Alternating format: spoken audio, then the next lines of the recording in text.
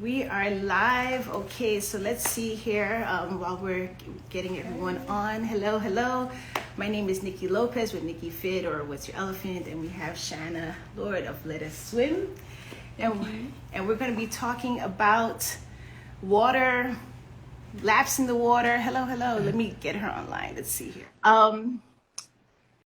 So yeah, today is Friday, TGIF.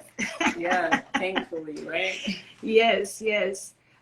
For some of you who, this is a brand new account, well, fairly new compared to my other accounts. I'm an artist, a social practitioner, and I'm also with Diversity in Aquatics and just, adult learn to swim.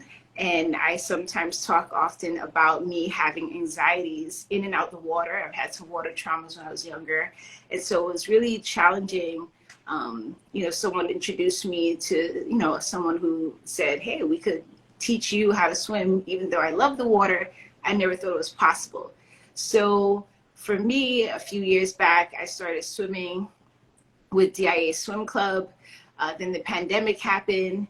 I also tried my first marathon last year, November in 2021. And I thought I was ready. I kind of I panicked, for the first time in a long time. And so I had some setbacks, and last year was really crazy. And so I'm trying to get back to where I was and then continue my swim journey. Sometimes I do swim with Let Us Swim, who's been helping me with that. And so I reached out to her because I wanted to talk about, when you have those gaps, when you're feeling anxious, and see what type of tips and things like that. So I just want to give a moment for Shanna to kind of introduce herself and talk about what she does in the water.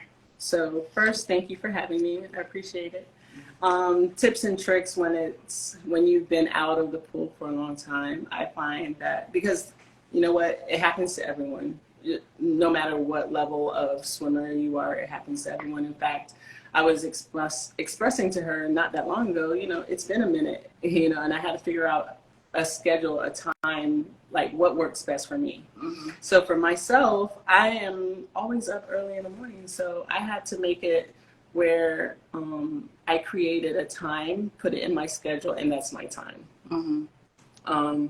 With always being busy, always working, and then of course having a family, making sure that I get my time in and not compromising with it is what I had to do. So my 5 a.m. swims is because that's my time. Mm-hmm. And I just want to double back really quickly, since this is the first time you're on this account. Can you tell everybody a little bit about Let Us Swim and what? So Let Us Swim is a LLC. It is a business where we teach anyone from the womb to the tomb how to swim, how to self-rescue. The importance, we do education. We go to schools, local elementary and middle schools in the Broward County area, explaining the need for learning how to swim, the dangers of not learning how to swim, the statistics of kids that are drowning every year. This year has been a ridiculous year when it comes to drowning, where we have gone above the average number that we have been in the last 20 years. So far more drownings right now, and we're really based on education. So we do education, we do teaching, we also coach. So we are an all-inclusive swim company that also works with diversified swimming. Awesome. And yeah, so my thing is that I love the water. I love where I was progressing, even though sometimes it kind of felt for me a little slow. And one of the things that I experienced that led to my panic when I did the triathlon in the water is that when I was on a steady, like every Saturday morning, swimming and learning to swim, and I had a lot of anxiety. I also wasn't breathing properly, right? Because I have you know, I'm someone who was a trauma survivor, you know, and so what I didn't know is that I had a habit of just holding my breath, right? So when I'm in yoga, when I'm in therapy, when I'm in the swim, they're like, you know, take a deep breath and all that. And I was like, wait a minute, I can't take a deep breath. I can't, you know, like, so soft belly breathing was really challenging for me to get. And I didn't realize it was connected to those things. So there was that thing, getting comfortable in the water. And because I've had, you know, when I was younger, having time where I almost drowned in the water, I was, you know, all my cousins, I came down to Florida many years ago, and for some reason, you know, kids are illogical. Yeah. So I knew I couldn't swim. My cousins could swim. They swam out. And for some reason, I thought it was a bright idea to say, oh, there's this stone in the water. I'm going to stand on the stone and watch them swim. And at some point, the stone started to sink. And so I had a really traumatic experience. Right. And you know, I used to have dreams of drowning and all that. So even, you know, it's just a lot of things with water. And so I was going on a good path with the swimming and letting go of some of the fears, but not, you know, like being able to do the lap. The pandemic hit. And then at the time, when some of the pools opened up to do independent swimming, I would go with my kickboard.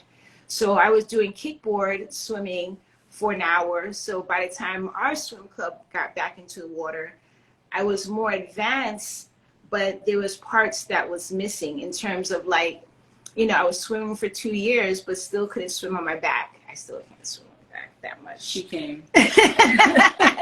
You know, I've seen it and I got video to prove it. She can. Treading water, you know, what else?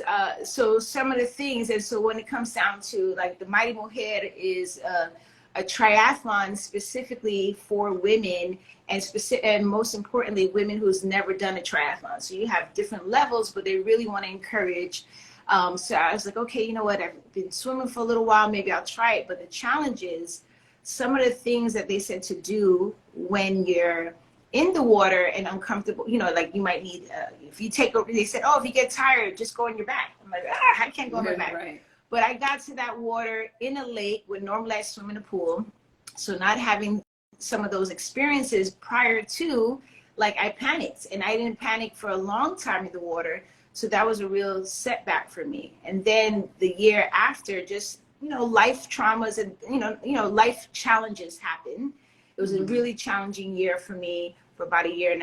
And so I wasn't in the pool as consistently as I was. And then I had anxiety about, like, when I went in the water, like, I felt my anxiety level just spike up. So, because I was nervous, and then I was also very disappointed, you know, so just kind of getting through that. And people like, oh, it's great. You know, hey, at least you tried it. You're doing it. It's fine. You're going to have setbacks. So I had to get over being disappointed in myself. But then also the time of, hey, Jane, how are you doing? There's quite a few people on here. So hello to everyone that's here. We're talking about swimming and some tips. So there was a lot of things, you know, I don't want to get into all the details, but there was a lot of things where I didn't, you know, because I was working some big projects, I didn't have the time to be as consistent as I was. So I went from swimming 2 to 4 times a week to not get into the water. And then when I did go there, I just felt anxiety, right? And panic. And the thing is, like, my brain and my body wanted to prepare for, like, if I got in the water, it's not like, oh, I'm having anxiety now, so let me change. I was like, I may have anxiety, so it's messing up my swim. So, you know, I was just like apprehensive, and I'm like, I'm missing the water. I'm dreaming about the water. And how do I get back? And then how do I move forward from what I feel? Like, how do I let go of all those things and just keep swimming? So that's why, you know, the tips. And I did go back into the pool this Saturday. It was great, but it was definitely challenging. The other thing I would say to you is that I felt like my lung capacity is now crap. There is nothing that's going to build your lung capacity like swimming. But the thing about it is, if you look at your lungs as a muscle, it'll snap back. And it'll come back, but it takes practice, it takes time, and it takes patience. It takes forgiving yourself for not being in the water. I think the week before last was my first week, and I'm not going to say how long that I have actually gone into the pool to swim laps and just do some laps for myself. And I went in there saying, it's been a long time. I know I'm going to be tired. I know I'm going to feel heavy, but I'm just going to push through. However, as soon as I started my swim, literally like at push off, I was just like, I think I'm going too fast. In my head, you know, these are the things that I'm saying to myself. I think I'm going too fast. I'm going to burn out, especially for not being there in so long. So of course, 4 laps in, I was just like, man, I am tired. Like I pushed through. I did my 1 mile in X amount, XYZ, whatever it was. But the importance is knowing that you will get past that. Those 4 laps, you're exhausted. Guess what? On lap number 10, you're not going to feel so bad. You're going to keep going, and you get your second wind, just like in running. You know, they always talk about that second wind. You get your second wind. For me, it's probably somewhere around 10 laps. Well, I would say it's really, I would never expect that someone like you would feel like, oh gosh, I got to get back and, you know, like have that. So it's really affirming to hear that, because sometimes what I always feel like, oh, it's me. I'm the, you know, because of my thing and how I can't get over it. And I guess what you were saying about like just saying, hey, you know what, it's going to be tough. You just have to go through it. But that's also why I wanted to have this live conversation, because, you know, for a couple of years, I like to share my little swim videos, my slow-mo, music. You know, and sometimes I tell people like, look, I still, like, I'm swimming, but I still have challenges. So I have to also let go of that, right? Because like I am progressing. So I don't have to keep reminding people that, no, well, I still have these things, and just say thank you. So there's a thing like that. But also because I feel like if I'm having those challenges, someone else also can have those challenges too. And so even though I know I'm happy to be able to call you and ask you questions and all those things like that, I wanted to have it online. So at least there's some type of resource for other people who may be struggling with like swim challenges and things like that. Yeah, exactly. But not only that, but you mentioned trauma. And I think it's important for people to understand that trauma does not leave. Trauma is there. You work through your trauma. You don't get over your trauma. Your trauma is always there. You become better. You become stronger. But the trauma still lingers in the background somewhere, just waiting to come out. So it takes consistency, and it takes you know, some type of dedication to the cause, you know, dedication to your swim, dedication to your mindfulness, dedication to your mental health, and knowing that, hey, when I'm swimming consistently, this is how I feel. And knowing that if that makes you feel better, you have to be consistent with it. And it's a matter of finding the time to make it happen. And I want to give a shout out because I see the Jamaican Consulate online. So Hey. I'm recently, well, a couple years ago, I got my dual citizenship because, you know, I'm Panama, Jamaica, and Cuba, but I have a dual citizenship for Jamaica. So just give me that. Well, we're all your Panamanians as well, so we got but yeah, so when you said that, you know, it reminded me because, you know, I do, you know, I'm also comfortable to say I have a therapist, and I'm proud of that. And I don't know if it was you or the therapist, because I swam with you, and I think could have been you. You're like, you know, you're never going to not have that anxiety is never just going to disappear. Yes. So that was a little disappointing because I felt like my goal was I'm going to get to a place where I'm just going to be fully comfortable and free, and I'm not going to have that anxiety.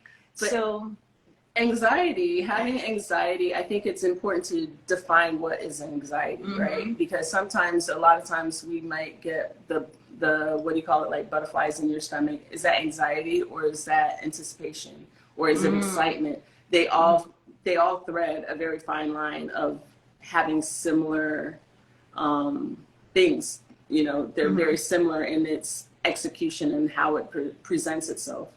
So a lot of times when I feel like, oh man, I don't know, this is anxiety, it's actually excitement. And I think it's important to be able to differentiate and learn that, okay, I'm not anxious about this in a negative way. I'm excited about what this is going to bring forth, and turn that anxiety into excitement. I didn't think about that. Yeah. Because I mean, think when you're anxious, you get those butterflies in your stomach. When you're excited, you get those butterflies in your stomach. Yeah. So just turn it around. And you know, that requires mental work. Yes. And that's the thing that I found myself doing, you know, because I even went to the pool for a little quick, a short period of time yesterday, and I was working with one of the coaches,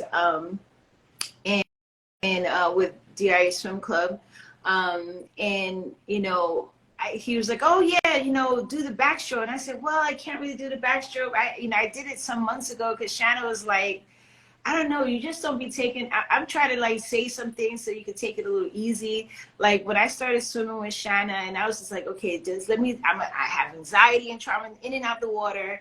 I don't do the deep end, blah, blah, blah. And you're like, okay, so we're going to start you off at the deep end. I was like, did she not hear? Like, what is she talking about? I just said I don't do the deep end. But I am appreciative and grateful of that, because it was just like, I felt like when I was swimming with you, the fact that even though I was sharing it with you to kind of know like, okay, she's not going to be comfortable there, so maybe, you know, give her an easier thing, you actually was pushing me to do the harder things and I feel like when I, like, you know, usually when I go to a pool, I don't do it as much, but definitely I used to always do this. I'm like, okay, what's the depths of it? I usually try to tell people I'm 5'11", but really I'm kind of like 5'3". Not 5'11". That's such a great gap, but okay. Yes. So I'm truthful about my height when it comes to water. So I'm constantly like, okay, I don't even want to go to the 5 foot. If it's 4'9", I don't want to go, because I'm like, I need to be, once the water starts playing around in this region, it's just like, oh no. But for a long time, I couldn't swim, because I would go to Lauderhill Lakes and swim. I couldn't swim to the 6 foot. But I feel like that time where, well, first of all, Shanna swims way too early in the morning.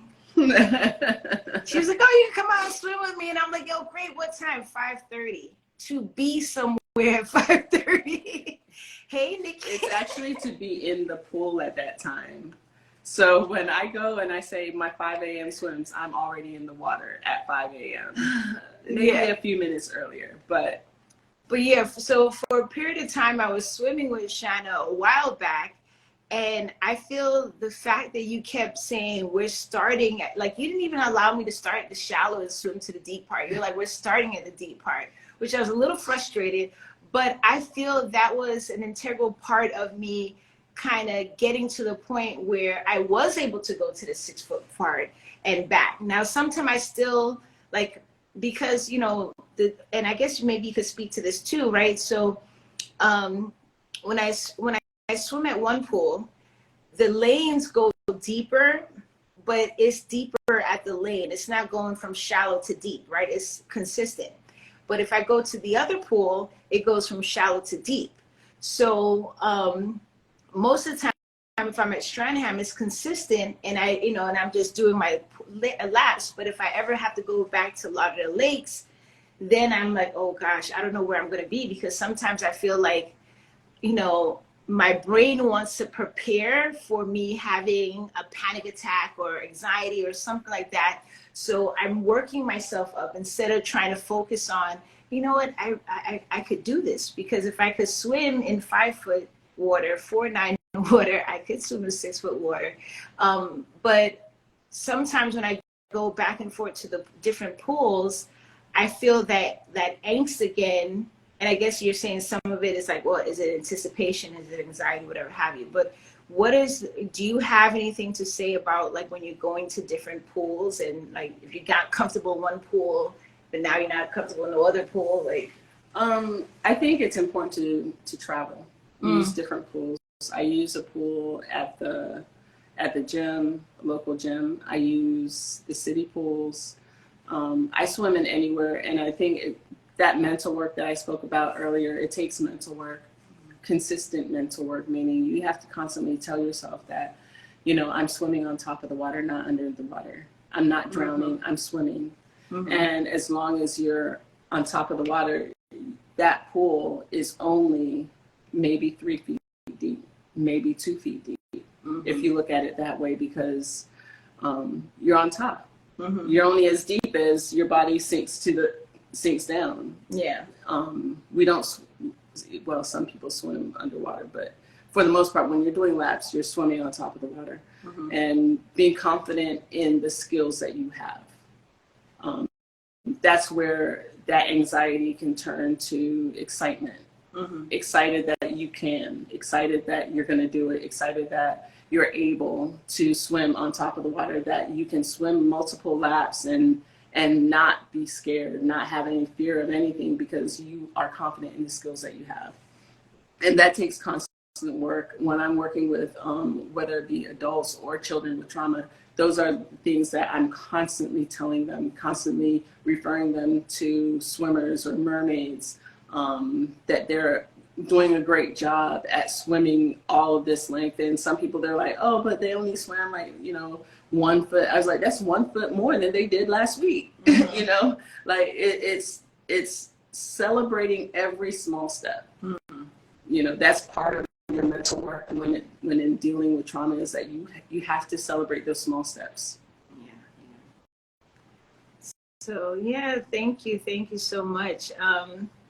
Yeah, so I guess that's, you know, that's it, you know, in terms of like getting back into it and really taking on the mindset of, if I haven't been in the pool for a long time, you know, just prepare to be uncomfortable and try to work through it. Yeah, and it's okay to be uncomfortable. Yeah. Being uncomfortable is okay, because, you know, you're going to be better. You're going to do better. It's nothing new. You're going to do something that you've done plenty of times before. You might be a little bit tired, but because yesterday when I was in the water, and you know, and the coach was saying, oh, do the backstroke, and I was just like, oh man, well, you know, because I said, well, I did it a few months ago when I was swimming with you a couple of times. You were just having me do that, but I didn't do it in this whole time. But the thing is, I was in 3 foot of water, and I was just like, the minute the water dripped on my face, I was like, ah!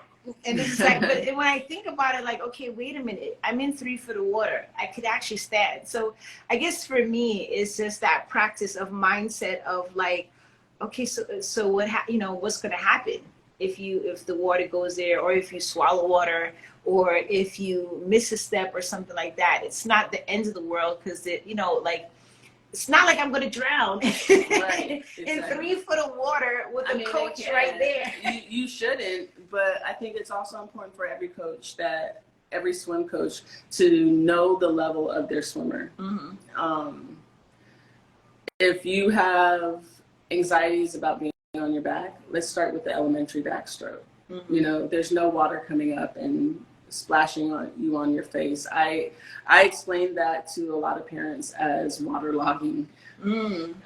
So to a child, or to a person that is not used to swimming on their back, or not used to swimming at all, you know, being on your back in gallons and gallons of water, and then having water just constantly dripping and splashing in your face, I like to relate that as waterlogging.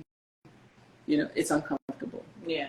You know, so start with the small stuff. Start with baby steps. Start with just floating, and getting acclimated to being on your back in the water. Period. Even if you've done it before, start from the beginning. Take it step by step. Yeah. So this has been helpful. You know, for those of you, if you've watched it to the end, I'm curious. I would love to know, you know, how are you in the water? Are you comfortable in the water? Do you have any water questions? If you want to put it in the comments, I'm sure Shanna, you know, it's going to be on Let Us Swim as well, could answer it. And I just want to thank you for taking the time and coming out. And thank you. Yes.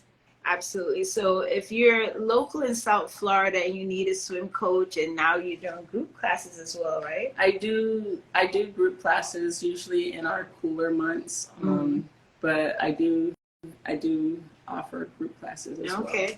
So as a what do you call it? Single class? Private lessons. Private lessons. Yeah. I lost count in English for a minute. Private lessons, group classes, children. You also work with children with autism and other Yes. disabilities. Yes. And are you still coaching the With potential Mia. Olympian? Yes, Mia, and you can follow her journey as well on Mia Goes to the Olympics. She is going to be in the Olympics next year, 2024 in Paris. Meet her there. She will be representing the Bahamas.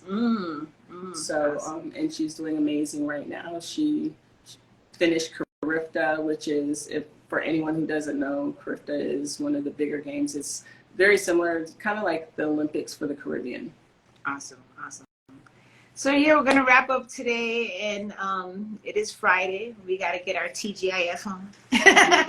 So thanks for joining us. If you're watching on the live or you're gonna watch the replay, thank you so much. I hope you'll check out Let Us Swim, and I hope you get in the water today, this weekend, sometime this week. Yes. Ciao. Bye.